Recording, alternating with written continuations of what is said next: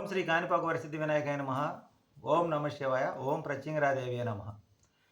చాలా వరకు నేను ఈ మధ్యకాలంలో చాలా మారానండి. ఎవరైనా నాకు ఇంతకుముందు వీడియోలు బ్యాడ్ కామెంట్లు పెడితే నేను తిట్టేవాడిని.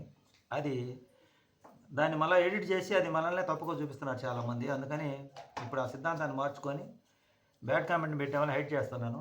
అలాగే మన గురించి విమర్శిస్తూ ఉండే వాళ్ళ గురించి కూడా పట్టించుకోవాల్సిన అవసరం మనకు లేదు. ఎందుకంటే మనం చేసేది రైటో రాంగో మన అంతరాత్మ తెలుసు. మనం కరెక్ట్గా ఉన్నంతకాలం ఎవరైనా నిందలేసినా ఎవరైనా మాటలు మాట్లాడినా కాలం అనే తీర్పు అనేది ఎప్పుడైనా ఇస్తుంది. ఆ కాలం ఇచ్చే తీర్పు దాకా వైవి పట్టడమే మనం చేయాల్సిన పని. కాలం అనేది చాలా బలమైంది. ఓర్పు సహనం ఉంటేనే ఒడ్డు జరగలం. సోషల్ మీడియాకు వచ్చిన తర్వాత ఎన్నో అంటుంటారు, ఎన్నో వస్తుంటాయి. మనం ఈ చెవుని వదిలేసినప్పుడే మనం మనశ్శాంతిగా ఉండగలం. అదే ఇంకొకటి, మీరు ఇంట్లో హెల్ప్ చేయొచ్చు కదా అని మా వారిని అంటారు. మా అమ్మాయి హెల్ప్ చేయొచ్చు కదా అంటారు. మా అమ్మాయి చేసే పని మా అమ్మాయి చేస్తుంది. అది వీడియో పెట్టం. మా వారు షాప్ దగ్గర పని చేస్తాడు. మా వారు చేస్తే నాకు ఇష్టం ఉండదు. నా పని నేనే చేస్తా. ఎప్పుడు నాకు బాగాలేకపోతే ఇంట్లో ఏం చేయొద్దమ్మా అని చెప్తాడు. ఇంట్లో ఏం చేయొద్దు, నువ్వు బాగాలేకపోతే ఎందుకు అంత బాధపడతావు, బజార్ నుంచి తీసుకొచ్చి పెడతా. మా వారికి అయితే వంట రాదు కాబట్టి అమ్మ నీకు ఇబ్బంది పెట్టకుండా బజార్ నుంచి తీసుకొచ్చి పెడతా, నువ్వు రెస్ట్ తీసుకుంటాడు. అంతేగాని నన్ను ఏదో కష్టపెడుతున్నారని మాత్రం అనుకోవద్దండి. ఎవరిని కష్టపెట్టరు. ఫ్యామిలీని బాగా చూసుకుంటున్నారు కాబట్టి 33 సంవత్సరాలు హ్యాపీగా ఉండగలిగాం. నన్ను నా పిల్లల్ని బాగా చూసుకుంటున్నాడు కాబట్టి ఈరోజు ఇలా ఉండగలిగాం. అదొకటి అర్థం చేసుకోండి. ఈరోజు మధ్యాహ్నం లంచ్ వచ్చేసి ఉర్లగడ్డ తాలింపు. మీరు చెప్తారు ఉర్లగడ్డ తాలింపు వైట్ రైస్ తింటే మంచిది కాదని. కానీ మనం అన్ని నియమాలు కరెక్ట్గా పాటించాలంటే ఊరాలు కాదు, సహజమైన పని కాదు. అందువల్ల ఉర్లగడ్డ తాలింపు వేసుకుని అన్నం తింటున్నాను. ఉర్లగడ్డ తాలింపు అయితే చాలా బాగుంది. అంబలి నిన్న చేసిన సంగటి మజ్జిగలో వేసి పెట్టింది. అది మజ్జిగ అంబలి తాగుతాను. మొత్తానికైతే ఆరోగ్యం బాగుండాలంటే అనవసరమైన విషయాలు చర్చించకూడదు. అనవసరమైన విషయాలు మనం కళ్ళతో చూడకూడదు, చెవులు తినకూడదు. మీకు తెలుసో తెలియదో, ఏదైనా ఒక గొడవ జరిగినప్పుడు మనిషి మానసికంగా శారీరకంగా కుంగిపోతాడు. అలా కుంగిపోవడం కన్నా కూడా ఎన్ని పట్టించుకోకుండా గమ్మునుండటం మంచిది. అలా ఉన్నప్పుడే మనం సక్సెస్ అవుతాం. ఇంకోటి ఏంటంటే, మన గురించి ఎవరైనా ఎక్కువ విమర్శిస్తున్నారంటే మన సక్సెస్ దగ్గరలో ఉందని, మనం ఇంకా సక్సెస్ చేయడానికి వాళ్ళు సిద్ధంగా ఉండాలని మనల్ని విమర్శించి మనం తిట్టే వాళ్ళకి నాకు తెలిసినంత థ్యాంక్స్ చెప్పాలి. వాళ్ళు కానీ లేకపోతే మన సక్సెస్ కాం. ఎప్పుడైతే మన గురించి చర్చ విమర్శ జరుగుతుందంటే అతని దగ్గర ఏదో టాలెంట్ ఉందని చూడటానికి, మా వీడియోలు చూడటానికో ఏదో ఒక వస్తారు. ఇప్పుడు 1K వ్యూస్ వస్తున్నాయి అన్నా కూడా 1.5 2K వస్తుందన్నా కూడా ఎక్కువ నాకు తెలిసి అభిమానించే వాళ్ళు కానీ విమర్శించే వాళ్ళు చాలామంది చూస్తున్నారు. అభిమానించే వాళ్ళు ఎంతమంది చూస్తున్నారు, విమర్శించే వాళ్ళు ఎక్కువ మంది మా వీడియోలు చూస్తున్నారు. విమర్శించడానికి కంటెంట్ కావాలి కదా, ఏం పెట్టారా అని. అందువల్ల వాళ్ళ వల్ల కూడా మనం సక్సెస్ అవుతాం. అందువల్ల ఒకనాటికి వాళ్ళు కూడా మనకు ఒక విధంగా ప్రత్యక్షంగా కాకుండా పరోక్షంగా వాళ్ళ సపోర్ట్ మనకు అందుతున్నట్లు లెక్క.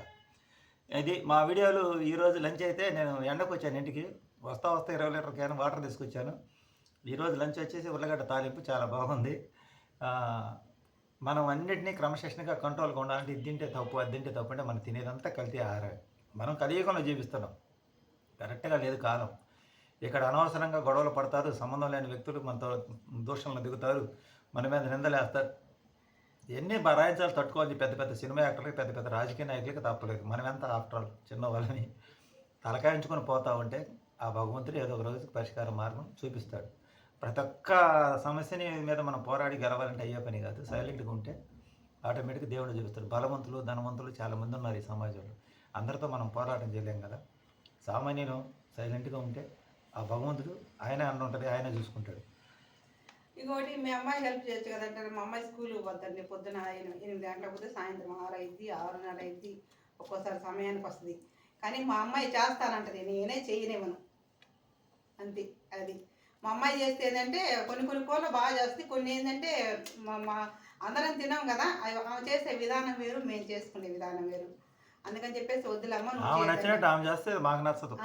నేను 33 సంవత్సరాలు జీవం చేయడం అలవాటు పడ్డాను కాబట్టి నాకు అంతగా నచ్చదు. అంటే బాగానే చేస్తుంది, రసం పెట్టింది, పప్పుచారు బాగానే చేస్తుంది. కానీ కొన్ని సాంబార్ కానీ, రసం కానీ, కుష్కా కానీ ఇవి ఉన్నాయి కదా, ఇవైతే మాత్రం సూపర్గా చేస్తుంది. అన్నీ బాగా చేస్తుంది. పానీపూరి చేస్తుంది, మళ్ళీ సమోసాలు చేస్తుంది, అన్నీ చేస్తుంది. సండే వస్తే ఇంట్లో బాత్రూమ్లు అన్ని శుభ్రం కడిగి ఇల్లంతా శుభ్రం చేసింది నీట్గా. ఇల్లంతా ఇప్పుడు నేను స్టూల్ ఎక్కి దిగలేను, ఇదంతా క్లీన్ చేయలేను. మా అమ్మాయి ఫ్యాన్ కాడి నుంచి ఇల్లంతా క్లీన్ చేస్తే కాడి నుంచి మన పప్పు డబ్బాలన్నీ కడిగి పెట్టింది. నేను కడగలేనని చెప్పేసి మా అమ్మాయి చేసి మా అమ్మాయి చేస్తుంది. కానీ మేము ప్రతి ఒక్కటి వీడియో 8 గంటలకు రెడీ అయ్యి స్కూల్కి వెళ్ళాలి. సాయంత్రం 6 గంటలకు వస్తుంది. ఒక్కోసారి 6:30 ఉంటుంది అక్కడ మీటింగ్లో ఉన్నట్టు స్కూల్లో. ఇప్పుడు అంత కష్టపడి వచ్చి ఇంటికాడ ఏం చేయగలదు? అది కాక మా అమ్మాయికి కూడా కొంచెం హెల్త్ బాగాలేదు, అది ఒకటి అర్థం చేసుకోండి. ఆ హెల్త్ బాగాలేదంటే అది కూడా చెప్తున్నాను అంటారు. మరి చెప్పాలి కదా మీరు అడిగిన దానికి. మా అమ్మాయికి వెన్నుపూస అప్పటికి మేము ఎవరు అది చేసే పని వాళ్ళు చేసుకుంటే ఒక వెండి వచ్చింది. మా అమ్మాయి ఎక్కువసేపు వంగి పని చేయలేదు. మా అబ్బాయి అందుకని మీ అబ్బాయి లేడా, మీ అబ్బాయి జీతం వేయడా అంటే మా అబ్బాయి వాడి ఖర్చులు కూడా సరిపోతాయి ఇప్పుడు ఇప్పుడు జీతం మా అబ్బాయికి వస్తే లక్షలు వస్తాయా? ఏదో ఖర్చులకు వస్తాయి అంతేగాని లక్షలు వస్తే ఇస్తాడు. వాడి వాళ్ళ ఖర్చులు కూడా ఖర్చులు సరిపోతాయి. వాళ్ళకి సరిపోయేంత వస్తాయి. ఆ గ్రూప్ డ్వాక్రా గ్రూప్ మా అమ్మ వాళ్ళని తీసుకుంటే ఆ గ్రూప్ డబ్బులు కడతాడు, మా అబ్బాయి కడతాడు అవి.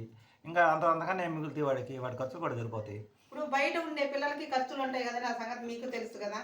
రూమ్ తీసుకొని వంటలు చేసుకొని ఉంటారంటే వాళ్ళ ఖర్చు, వాళ్ళ దగ్గర ఖర్చులు ఉంటాయి వాళ్ళకి. కానీ ఆలోచన చేయాల్సింది ఏంటంటే ఎవరు సపోర్ట్ లేకుండా నలుగురిమే కుటుంబ సభ్యులం, పెద్దవాళ్ళ సపోర్ట్ ఎవరు లేకుండా మేము ప్రశాంతంగా జీవనం సాగిస్తున్నాం. ఇన్ని రాళ్ళు మా మీద వేస్తున్నా కానీ, ఇన్ని నిందలు మా మీద మోపుతున్నా కానీ దయచేసి మా ఇంట్లో కుంపడి పెట్టే కామెంట్ ఇది మాకు గొడవలు పెట్టడానికి ఎందుకు ప్రయత్నం చేస్తారు? దయచేసి అదే ఇలాంటి కామెంట్లు పెట్టే వాళ్ళకి చెప్తున్నా, మాకు గొడవలు పెట్టే కామెంట్లు పెట్టద్దండి దయచేసి. ఎవరికైనా సరే మంచిగా పెడితే కామెంట్ చేయండి, లేదంట అది వీడియో తోసేయండి. అది కష్టాల్లో ఉండే వాళ్ళని హేళన చేసి వెల్కం చేస్తే ఎవరైనా మేమే కాదు వాళ్ళ కష్టాలను నెత్తిన పెట్టుకుంటే భగవంతుడు అన్నీ మీకు ఇచ్చినప్పుడు ఎదుటి వాళ్ళని పొద్దుగురు బాధ పెట్టదు. మీ జోలికి రాకుండా మిమ్మల్ని ఏమనకుండా ఎవరికి కామెంట్లు పెట్టి హింసించడం తప్పు కదా. మిమ్మల్ని ఏదన్నా అంటే మీరు అన్నది లెక్క. అకారణంగా మమ్మల్ని దూషించటం, మమ్మల్ని ద్వేషించటం ఇదంతా కూడా ఎంతవరకు రైటు, ఎంతవరకు రాంగు మీ మనసాక్షికే వదిలేస్తున్న ఎవరైనా కానీ. ఇప్పుడు ఒకటి జరిగిన తర్వాత మేము అసలు ఎవరి గురించి మాట్లాడలేదు, ఎవరి పేరు ఎత్తట్లేదు. ఎందుకంటే మనకు ఇప్పుడు కొన్ని జరిగినప్పుడు మనం మౌనం పాటించాలి చెప్పేసి మౌనం పాటిస్తున్నాం. అలాంటప్పుడు ఎదుటి వాళ్ళని ఇవాళ మాట్లాడినోరే రేపు బాధపడతారు. ఏమంటానంటే మీరు దూషించదలుచుకుంటే బలవంతులను దూషించండి, అప్పుడు రిజల్ట్ బాగుంటుంది. బలహీనలను దూషిస్తే ప్రయోజనం మేము చెప్పండి. మీ స్థాయికి తగ్గవాళ్ళని దూషిస్తే అప్పుడు ఒప్పుకోవచ్చు, ఏదైనా విమర్శించండి. ఒక ప్రభుత్వాల గురించో సమాజం జరిగే అన్యాయ అక్రమాల గురించి విమర్శించండి. అంతేగాని మాలాంటి ఒక చిన్న ఫ్యామిలీ మీద కామెంట్లు పెట్టడం, దూషించటం ఇది ఎంతవరకు రైటు చెప్పండి.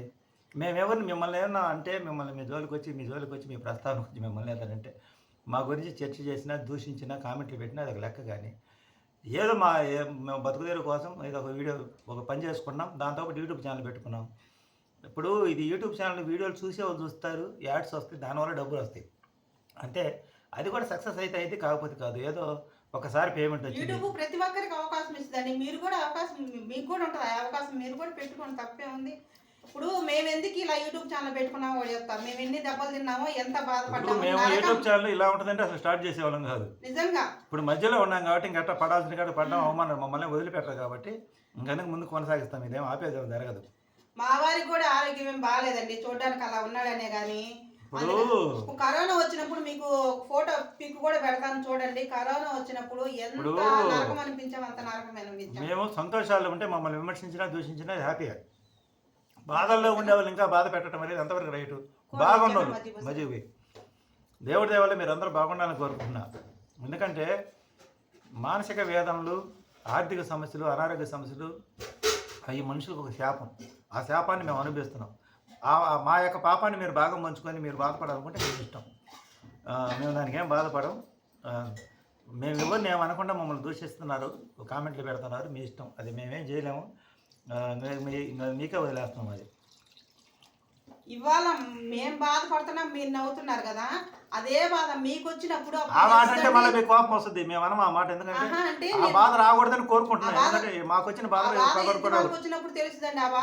పగవాళ్ళకి కూడా రాకూడదు, ఎందుకంటే ఎంత బాధగా ఉంటాయి, మన అంత భయంకరంగా ఉంటాయి బాధలు. మేము అది మర్చిపోవడం కోసం ఏదో కొంచెం బతుకు తెరువుకు ఉపయోగపడుతుంది. మాకేంటంటే మా వారికి చేసే పని డౌన్ అయిపోయింది.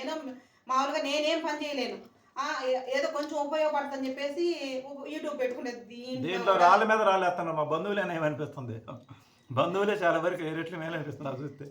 మనుషులు ఇంత భయంకరంగా ఉంటారా, ఇంత దారుణంగా ఎంటాడతారా? మనం ఏమన్నా ఇప్పుడు గొడవ జరిగిన వాళ్ళంటే అన్నారు, అది వేరే సంగతి. మధ్యలో అసలు ఏం సంబంధం లేని వ్యక్తులు కూడా మాకు బ్యాడ్ కామెంట్లు పెట్టారంటే నోరు నిజంగా అసలు అది అట్లా అసలు వాళ్ళ పేరు ఎత్తలో వాళ్ళ ఊసి ఎత్తల, కానీ అసలు వాళ్ళ పేరు మేము మాట్లాడలేదు. పెడుతున్నారు. మరి మేము చూడండి, ఇబ్బంది ఏం లేదు. మేమేమి ఎవరి పేర్లు ఎత్తట్లేదు, అసలు మిమ్మల్ని ఎవరిని ఉద్దేశించి మాట్లాడలేదు. మా మా బంధువు దగ్గర మా వీడియోలు మేము పెట్టుకుంటూ పోతున్నాం. ఏదైనా యూట్యూబ్ ఛానల్ పెట్టుకున్నాం కాబట్టి ఏదో మా ఇంట్లో ఏదో మాట్లాడుకుంటున్నాం, ఎక్కడికైనా పోయేస్తే తాజ్మహల్ పగబెట్టినా వదిలేస్తాం కానీ మనుషులు పగబెడితే వదలరయ్యా నాయన. ఆల్రెడీ చెప్పావు కదా మా వీడియోలో. వాళ్ళకి ఏం చేయకపోయినా మళ్ళీ వెంట పడతానే ఉంటారు. ఎందుకంటే అది అంతే, నాకు అర్థమైంది. తాజ్మహల్ పగలైనా తప్పించుకొచ్చుకుని మనుషుల పగ నుంచి తప్పించుకోలేదు దేవుడా. సరేనండి, మా వీడియో నచ్చితే లైక్ చేయండి, షేర్ చేయండి, సబ్స్క్రైబ్ చేయండి, కామెంట్ చేయండి. Thank you. ఎవరి యూట్యూబ్ ఛానల్ పెట్టుకున్నా ఎవరిని ఉద్దేశించి మేమే మాట్లాడటం, మా బాధ చెప్పుకున్నాం అంతే. దయచేసి అర్థం చేసుకోండి. వీడియోలో ఏదైనా కామెంట్ పెట్టేటప్పుడు వీడియో మొత్తం చూసి పెట్టండి, ఓకేనా?